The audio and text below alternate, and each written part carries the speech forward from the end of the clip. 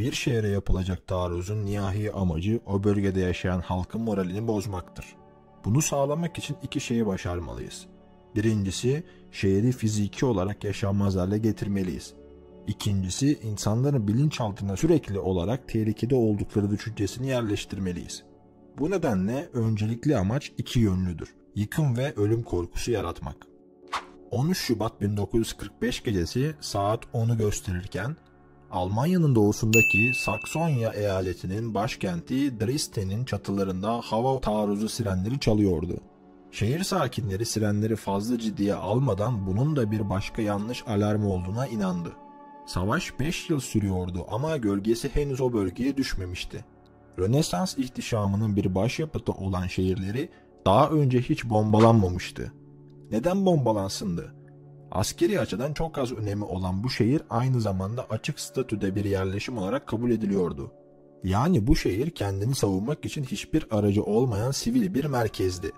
Ama şehir sakinlerinin duydukları yanlış alarm değildi. Çalan sirenler tarihin en büyük felaketlerinden biri olacak faciayı farkında olmadan haber veriyordu. Takip eden 14 saat boyunca şehrin sokaklarında yaşananlar Dresden adının barbarlık sözcüğü olarak insan zihnine kazınmasını yol açacaktı. Bombardıman uçakları Dresden'e gönderen kişi RAF Hava Marşali Arthur Harris'ti ve bu akım onun tarafından koordine edilmişti. Yaşananlar 3 yıl süren stratejik bir felsefenin doruk noktasıydı. Churchill tarafından 1942'de bombardıman komutanlığının beceriksiz birlikten savaş kazandıran bir silaha dönüştürmekle görevlendirilen Harris, çatışmanın en yıkıcı güçlerinden birini ortaya çıkarmıştı. Dresden'in karşı karşıya geldiği şey bombardıman komutanlığının korkunç gücünü ortaya koyacaktı. Muharebeyi geri bölgelere taşımak, Churchill'ın hava bombardımanına olan inancı RAF'ı nasıl dönüştürecekti? Ordusu Dunkerk'te bozguna uğramış ve Avrupa kıtasında tutunacak hiçbir yeri kalmamış olan Britanya'nın Almanya'ya karşılık verebilmesinin tek gerçek yolu 3. Reich havadan bombalamaktı. RAF'ın avcı komutanlığı Britanya Muharebesi sırasında Nazi işgal kuvvetlerinin Manş Denizi'ni geçmesini engelledi. Bundan kısa bir süre sonra Churchill şu açıklamayı yaptı. Avcı uçakları bizim kurtuluşumuz olabilir ama zaferin yollarını bize sadece bombardıman uçakları açar. Ortaya atılan bu görüş tartışmalıydı. Çünkü Churchill bunu açıkladığında RAF Bombardıman Komutanlığı bu zaferi sağlayacak durumda değildi. Bunun için kullanabilecekleri ne uçakları ne de taktikleri vardı. İngiltere'nin gün ışığında uçan 280 adet hafif bombardıman uçağından oluşan gücü savaşın ilk günlerinde çok az etki yaratmıştı. Kayıplarda %50 oranını azaltmak için gece baskınlarının geçilmesi de performansı pek arttırmamıştı. 1941 yılının ortalarında hazırlanan gizli bir rapor, RAF uçakları tarafından atılan bombardımanların çok azının hedefe ulaştığını ortaya koydu. Bu, Churchill'ın kabul etmeye hazır olduğu bir durum değildi. Ve 1942'de bombardıman komutanlığının başında bulunan Richard Pearson yerine hırçın yapılı bir kişi olan Arthur Harris getirildi. Ona hava bombardımanı yoluyla zafer vizyonunu ve ne pahasına olursa olsun hayata geçirmesini emretti. Bombardıman ekibi. Bombardıman uçaklarını kitle imha silahına dönüştüren adamlar. Churchill.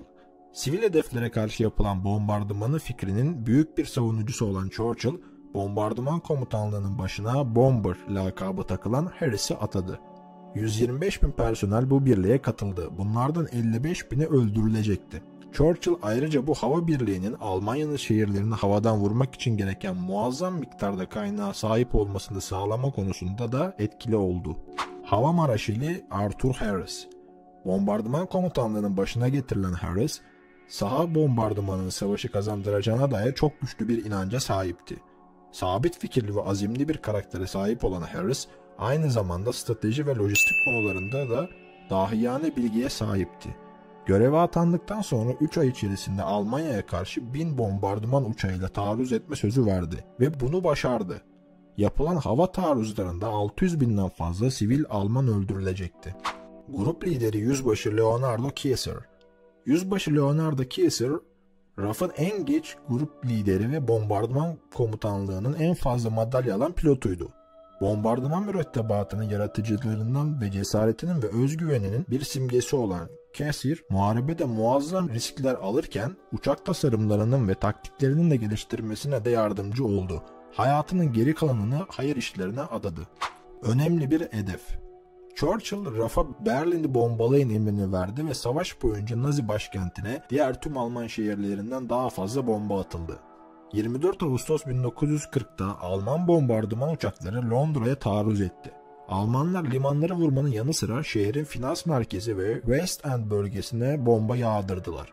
Bunun üzerine Churchill, RAF'ın gecikmeden misilleme yapmasını istedi ve ertesi gün 70 İngiliz bombardıman uçağı Berlin'e aynı şekilde karşılık vermek üzere havalandı. Almanya'nın doğusunda bulunan Nazi başkenti o sırada bombardıman komutanlığının elindeki uçakların azami uçuş menzilinde yer alıyordu.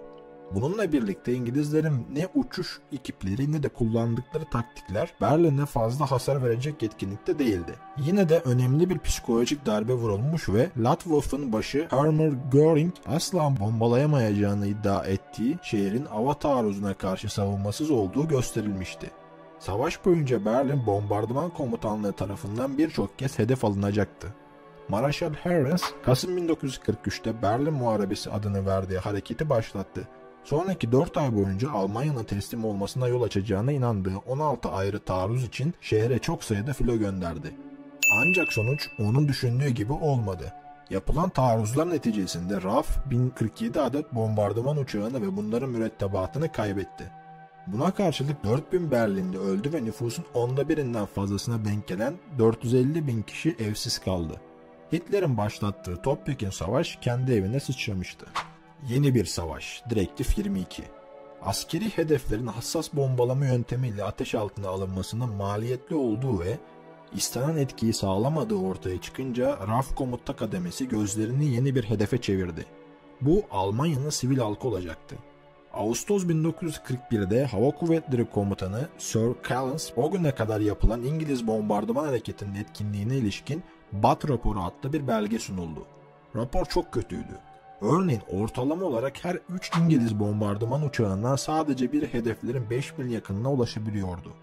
Bombalanan bölge Almanya'nın iyi savunulan endüstriyel kalbi durumundaki Ruhr Vadisi olduğunda ise bu oran 1/10'a düşüyordu. Öte yandan bombardıman komutanlığı mürettebatı içindeki kayıp oranları Britanya Silahlı Kuvvetleri'nin diğer tüm sınıflarından daha yüksekti. Yüksek infilak maddeleriyle dolu yüzlerce ton metali havaya kaldırmak ve bunları Avrupa'nın bir ucundan diğer ucuna taşımak son derece ağır bedeli olan bir işti. Hassas bombardımanın diğer bir deyişle nokta hedeflerine yapılan taarruzların İngiliz savaş çabalarına istenen katkıyı sağlamadığı da açıktı. Çözüm daha geniş alanların bombardıman edilmesiydi. Bu nedenle İngiliz Havacılık Bakanlığı 14 Şubat 1942'de 22 numaralı direktifi yayınladı. Buna göre bombardıman komutanlığının bundan sonraki öncelikli hedefi düşmanın sivil nüfusunun ve özellikle de sanayi sektöründe çalışan işçilerin moralini bozmak olacaktı. Almanlar 14 Kasım 1942'de Coventry şehrini bombaladıklarında 1400 yüksekli infilaklı bomba ve 30.000 yangın bombası atmışlardı. Bu taarruzda 50.000'den fazla bina hasar görmüş ve 500 sivil ölmüştü. O dönemde Coventry, İngiltere'nin en önemli mühendislik merkezlerinden biriydi ve bu taarruz şehrin endüstriyel kapasitesini ciddi şekilde etkilemişti. Bombardıman komutanlığı aynı şeyi Almanya'nın şehirlerine yapabilirse o zaman yaygın bir endüstriyel hasar yaratabileceği düşünülüyordu. Altyapıyı, fabrikaları ve işçilerin yaşadığı muhiti yerle bir edersen Alman savaş çabasını yok edebilirsin. Ancak sonuçlara bakıldığında Alman savaş üretimi bu yaklaşımı adeta meydan okuyarak istikrarlı bir şekilde artmaya devam etti. Ve 1945'in başlarında zirveye ulaştı. Ancak o zamana kadar 22 numaralı direktif durdurulmayı kabul etmeyen dev bir yıkıcı güç haline gelmişti.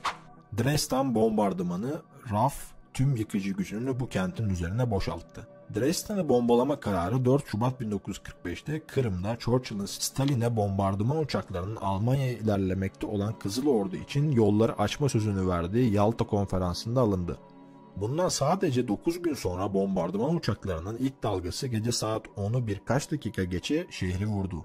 Şehrin üzerine ilk gelen uçaklar arkadan intikal etmekte olan bombardıman uçaklarına aydınlatma sağlaması için paraşütle aydınlatma bombası bırakan kılavuz uçaklarıydı. Yapılan aydınlatmanın ardından 1400 tondan fazla yük infilaklı bomba ve 1100 ton yangın bombası taşıyan yaklaşık 800 Lancaster uçağından oluşan ana vurucu güç ölümcül bombalarını nereye bırakacağını artık görebiliyordu. Sonraki yarım saat boyunca bombardıman uçaklarından oluşan devasa bir kol şehrin üzerinden akarak üzerlerinde taşıdıkları devasa bombaları aşağıdaki korunması sivil halkın üzerine boşalttı. Dresden'de hava taarruzundan korunmak için çok az sığınak vardı ve tahminen 600 bin mülteci ve 26 müttefik savaş esiri dahil olmak üzere yerdeki insanların çoğunun taarruz sırasında saklanacak hiçbir yeri yoktu. Bombardıman uçakları nihayet bölgeden ayrıldıktan sonra hayatta kalanlar sürünerek enkazlardan çıktıklarında sokakların ceset parçalarıyla dolduğu ve güzel şehir merkezlerinin alev alev yandığı görüldü. Ama daha kötüsü de yaşanacaktı. 3 saat sonra İngiliz bombardıman uçakları geri döndü. Bu kez 529 Lancaster uçağı çoğu yangın bombası olmak üzere 1000 tondan fazla bomba taşıyordu. Şehir merkezini zaten yok etmekte olan yangın banliyölere doğru genişledi. Dresden'i bir alev kasırgası sardı ve saatte 150 mil hızla esen bir ateş fırtınası şehrin dışına ve gece gökyüzüne doğru yükselerek kendisini besleyecek oksijen aramaya başladı. Fırtınayla birlikte sayısız kurban alev girdabının içine çekilerek parçalandı ve çevredeki kırsal alanlara savruldu.